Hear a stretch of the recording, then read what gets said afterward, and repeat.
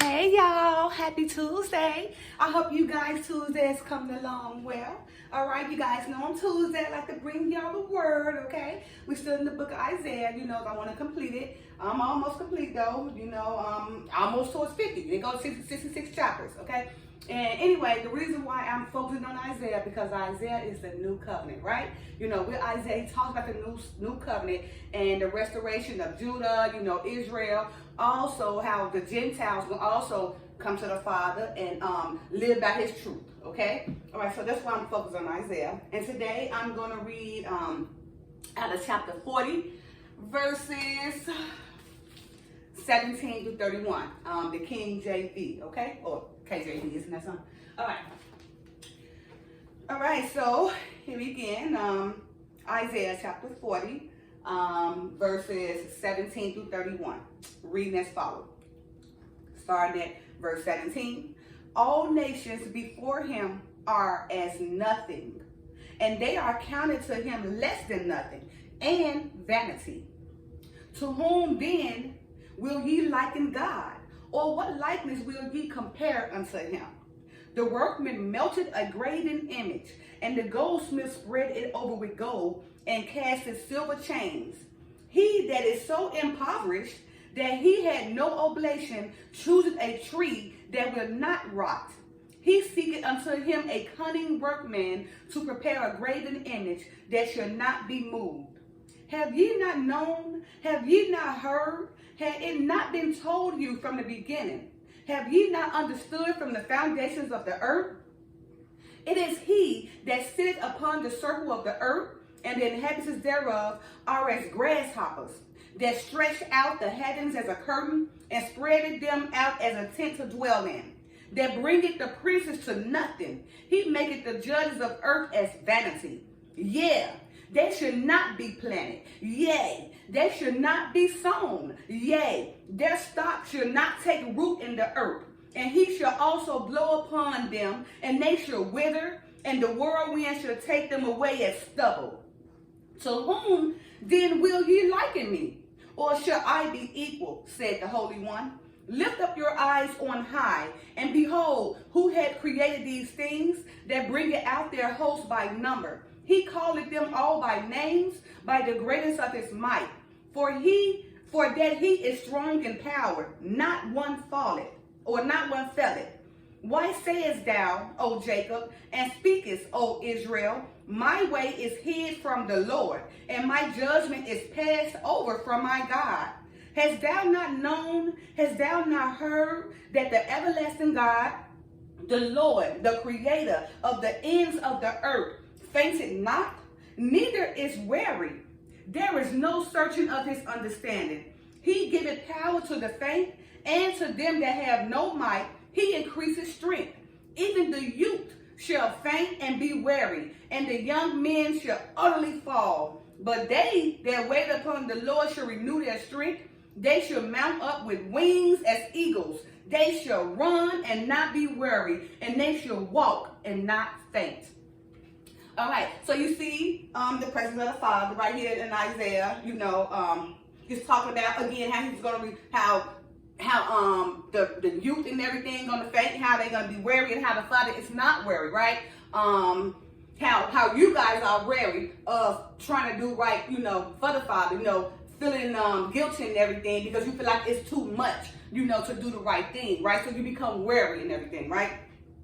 But now let's just analyze this, okay? All right, so what he says, starting 17, all nations before him are as nothing, and they are counted to him less than nothing and vanity. And the reason why he said that, because the nations themselves is idol worshipers, following other gods and everything, and it's all lies.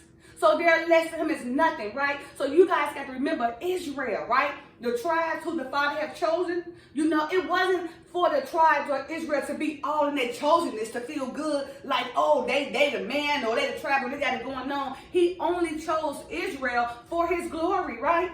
So you guys should practice and observe the laws for all the nations. But Israel or the tribes decided to also go marry strange women and be idol worship and follow God. So now Israel and the Gentiles are just nothing to the Father. Because the Father created everything. Even though he chose Israel, the 12 tribes, his chosen one, he's still the father of every nation, okay? Israel is just a chosen one. Like I said, he only chose Israel to show his glory, okay? Not for Israel to be in their glory and feeling so powerful because they're chosen, but to do righteousness or to live in righteousness, or, you know, to observe the laws and commandments, you know, to show the Father glory, okay? That's why Israel's chosen.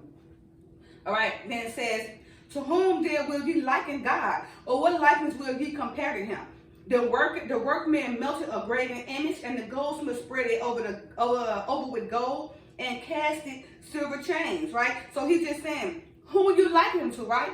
So these same people, the workmen that melted a graven image, and the goldsmith spread it over with gold and cast silver chains, is idols. So he's saying, are you trying to compare your idols to me?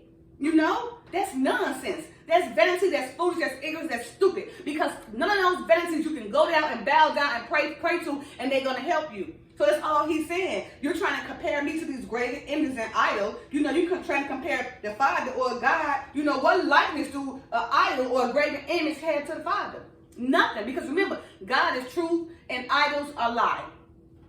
All right. And then he says, he that is so impoverished that he had no oblation chooses a tree that will not rot. He seeketh unto a cunning workman to prepare a graven image that shall not be moved. So you see how the mind works? You know, even the person that's impoverished, even the poor person, right? They be so lost or delusional out because they're showing delusion that he chooses to go get somebody to create a graven image for him that he can worship, that he can bow down to. Wood and stone, and this graven image is not going to do anything, right? And the person who's making it for him is a cunning on man. So he deceived him and being deceived all at the same time, right?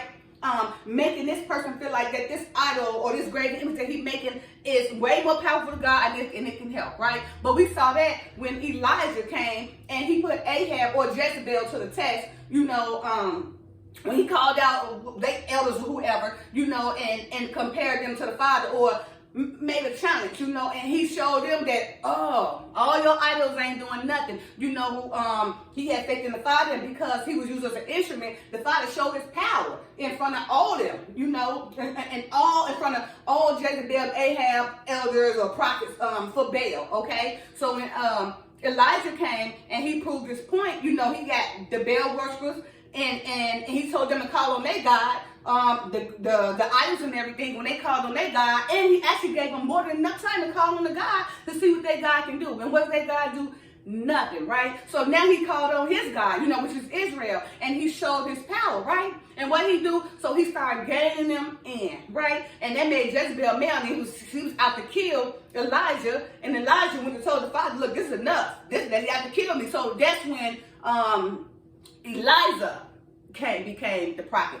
Elijah went on, and the Father took him with the whirlwind, and he replaced him with Elijah. With Elijah and Elijah. They kind of sound alike, okay? But you guys find in the word.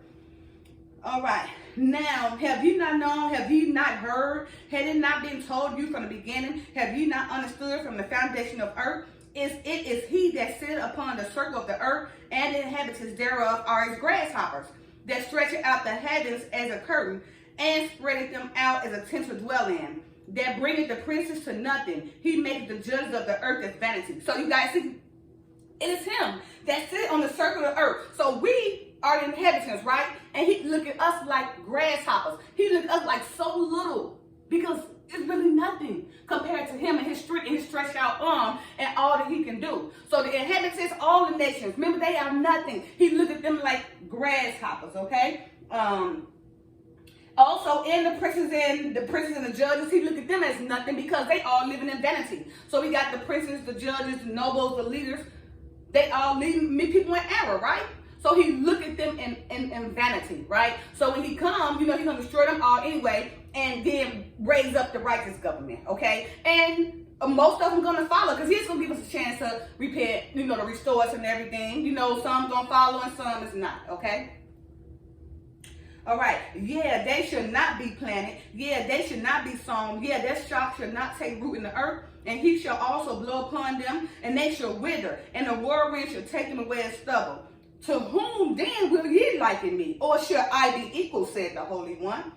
You see, so all the prisoners are judged and everything. He's telling them, yeah, they doing their thing right now here on earth, doing this worldly nature. Yes, they doing that, and they so biased. They're accepting gifts to make decisions and favors and everything. So it's not unbiased. It's about money and power. So those who got money and power, that's what they're gonna bow down to anyway. So of course it's not righteous. Of course that's vanity, right? And of course, the Father is saying, okay, he put you in that place, in that position, but you ain't really going to grow. You ain't going to sow. He's not going to plant you, right? You there for that time being, right? But you're going to fall regardless, right? Because that seed is not going to bloom because you're not doing it righteous. It's a leader or a noble or a prince or a judge. If it's not done, it's not done in righteous, it's done in bias.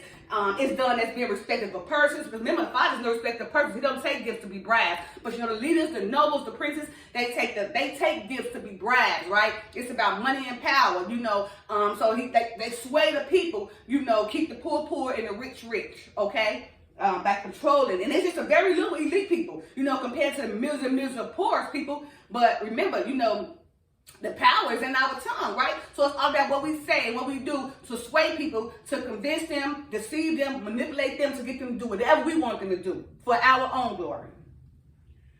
Okay. Lift up your eyes. Oh, wait a minute. Hold on. To whom then will ye liken me, or should I be equal, said the Lord? So I'm sorry. I want to say a little bit. Being equal, right? Equal to what? He said y'all trying to compare him to be equal to y'all. Y'all grasshoppers, y'all nothing. So you can't compare me to be equal. The Holy One said you can't compare me to be equal like you, because your thinking is not my thinking. The things we do is not what he do. Our thoughts and our heart is not even equivalent, okay? We're just grasshoppers. Our nations are nothing. We were just little inhabitants in here to the Father, because, before there was earth, it was he, right? Okay. Now it says, why sayest thou, O Jacob, and speakest, O Israel, my way is hid from the Lord, and my judgment is passed over from God? What? He's saying, Jacob and Israel are speaking like, well, all they doing, the Father ain't seeing. Like they hid out, so you thinking you hid out. So all this stuff you doing, you don't think you're going to be judged for it. Of course you're going to be judged for it, because everything is looking. The earth is looking, the angels, the animals, nature, and the Father himself. Everything is recording everything you do. So when the Father come back, even the animals going to come out like, woo! Yeah, them right here, her right here. Everything's going to judge you. You're not going to be able to hide in the rocks, the mountains. That's going to move out your way too. They're going to be bothered with you. Then you're going to have to get judged. So whatever you're doing, don't think you hide now or you hid, because you're definitely being recorded in the book of life. So you're either going to be part of the book of life or be not a part of the book of life. All right. Now, hast thou not heard that the everlasting God, the Lord, the creator of the ends of the earth, fainteth not, neither is weary? There is no searching of his understanding. So he's not fainting and he's not weary. But what's happening is you guys are weary. You're weary because of the sins that you putting on the Father. So you can't even search him out, because he's still going to forgive us. Even when he comes and restores us, he's going to forgive us, right? All this stuff we've done. But because he chose us, he's going to still forgive us for our sins. Even though we got to be judged, he's going to restore, because he's gonna restore us, and forgive us for our sins, right? But at the same time, they're gonna be people that's not. He's not gonna forgive, right? But Israel, because we are the chosen one, right? And because we are the lawgivers, we are natural born leaders, right? So that's why he's gonna forgive us, because his chosen one, he's using us, to teach the world. All right. He giveth power to the faint, and to them that have no might, he increases strength. So the weak, right? The weak, the weary, the tired, them that just seem like they have nothing to live for, he is the one who gives you that strength to pick yourself up, to go, pick yourself by the bootstraps, to go and do what you got to do. He gives you that strength, right? And sometimes people learn to understand when they get to that point, when you finally go to the Father and he gain you back up and help you, give you all the strength, once you redoing the faith, you will know it's him. And then he gives you this understanding that surpasses everything, so your whole mentality should be different. The way the next person thinks, your mentality is going to be totally different. You guys are going to perceive different ways, because you're going to understand something they can't understand. So the things they're going to be doing, you're going to already know. They don't even understand, because you understand, because you decide to go to the Father in spirit and truth and faith. And he came to you and brought that understanding and that knowledge to you, because remember, knowledge is power. Even the youth shall be faint and be weary, and the young men shall utterly fall. Now just check it out, our youth. Just look how weary our youth is, right? At 13, they're depressed. Why are you depressed at 13? You should be playing with a doll or something. Or why are you trying to have a sex change or a transgender at 13, right? Why are you facing all these problems, your hair gray, and you losing your mind at 13? Why are you reprobate at 13? The youth should fall. Why are so many young people getting killed? Young people just falling, dropping, suddenly dying, right? Because, let me read that again. Even the youth shall faint and be weary, and the young men shall utterly fall, right? It's spoken. So everything that's occurring, it's already written. Bible, basic instructions before leaving earth. So it's already written. So our young ones are falling like flies. They're confused. They don't know if they're going to be a man or a woman. They're going to get, it is all confused. They're dying. They're depressed. They're lonely. Like, how are you at 13? You didn't get a chance to become adult yet at 13. That is sad. We are in a sad state, and the prophecy is being fulfilled, okay? And for the last and final verse, but they that wait upon the Lord shall renew their strength. They shall mount up with wings as eagles. They shall run and not be worried, and they shall walk and not faint. Plain as day. They that wait upon the Lord shall renew their strength. So all that worriness and all that guilt and all that feeling down and all that weakness, hey, wait on the Lord, go to the spirit of truth. He's going to renew your strength. You're going to be so strong and so mighty. You're going to be able to walk through and just look at people like, oh, I wish they go follow the Father too so he can help them. Because they don't even understand that why they're experiencing this. Because they don't have the Father in their life. So they're so lost and so confused. So they think everything they're doing is right because everybody in the world is doing it. So no. And remember, common things of the world is abomination to the Father. So if you follow everything of the world, you just as vanity, and you looked at as nothing, just like all the other nations and people that the Father looking at. So he's just saying, wait on him. You should mount up with wings as eagles. Woo! Especially when the Father come there and that transformation come, we're going to be woo!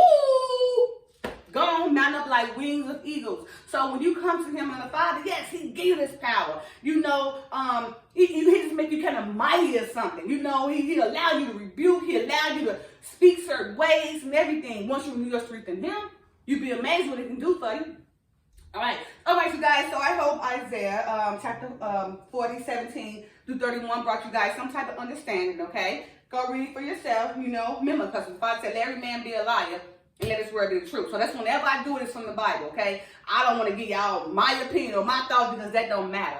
None of that matter. And the culture don't matter. It's about what the words say, okay? So follow the Bible. Don't follow men. However, he do bring men to be used as tools or instruments to guide you guys. But a real prophet or a leader or whoever he is, or someone who's trying to get you in order, going to take you right back to the Bible so you don't believe on that word, but you're going to read that Bible so you can see exactly what they see and perceive how you want to perceive. Now, when you perceive it, you can either take it and do right back, or you can take it and scramble it and mix it up how you want to fulfill your lust or the filthiness of your heart, okay? But it's here, it's written, plain as day. All right, you guys, I hope you guys enjoy your Tuesday. Oh, my Lord, do y'all know I forgot to put my scarf on? I was supposed to put my scarf on all this time. I'm my goodness. Please forgive me, Father. And you guys, don't forget when you prophesy and everything, read the Bible, remember to put your scarf on. I made a mistake. All right, you guys, enjoy your Tuesday. Thank you.